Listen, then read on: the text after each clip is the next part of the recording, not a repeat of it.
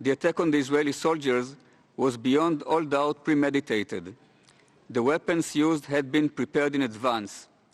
Bülent Yildirim, the leader of the IHH, announced just prior to boarding, quote, "We are going to resist and resistance will win." They were not on a humanitarian mission, but one of provocation and incitement. They used knives and clubs and shot 2 Israeli soldiers. Israeli forces had no choice but to defend themselves. The people on the 6th and largest ship were not peaceful demonstrators.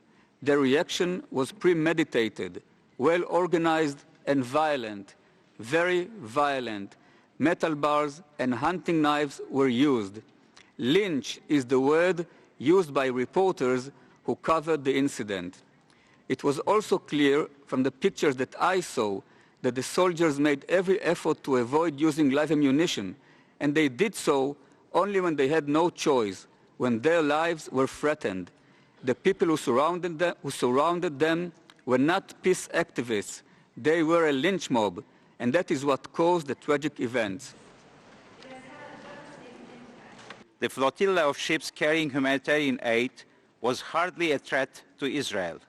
The only objective of this civilian mission was to provide much-needed relief to the people of Gaza, whose basic human rights are violated under the Israeli blockade.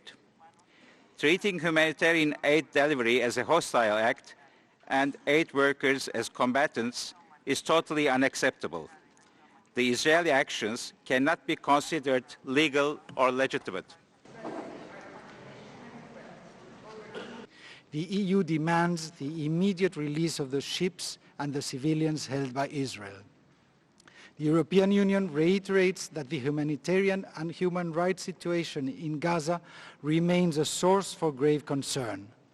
Fully recognizing Israel's legitimate security needs, the EU asks the State of Israel to promote the movement and flow of commercial goods, humanitarian and reconstruction aid, and persons to and from Gaza. The EU does not accept the continued policy of closure. It is unacceptable and politically counterproductive.